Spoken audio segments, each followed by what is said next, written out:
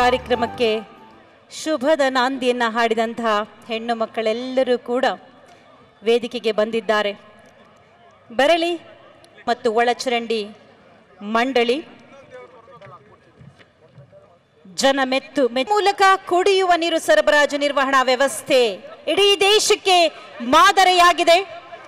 ಕುಡಿಯುವ ನೀರಿನ ಸರಬರಾಜು ಹಾಗೂ ಗುಣಮಟ್ಟದ ಬಗ್ಗೆ ದೇಶದಲ್ಲೇ ಮೊಟ್ಟ ಮೊದಲ ಬಾರಿಗೆ 60 ವರ್ಷಗಳ ನೀರು ಸರಬರಾಜು ಮತ್ತು ಒಳಚರಂಡಿ ಮಂಡಳಿ.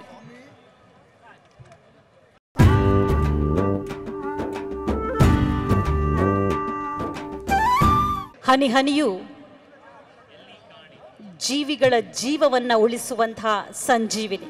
ಈ ಹನಿ ಹನಿಯಲ್ಲೂ ಶುದ್ಧತೆಯನ್ನ ಕಾಪಾಡಿಕೊಂಡು ನಮ್ಮ ಜಲಮೂಲಗಳನ್ನು ಸಂರಕ್ಷಣೆ ಮಾಡಿ ನ್ಯೂಸ್ ಫಸ್ಟ್ ನಿರ್ಭೀತಿಯಿಂದ ನಿಮ್ಮ ಪರವಾಗಿ.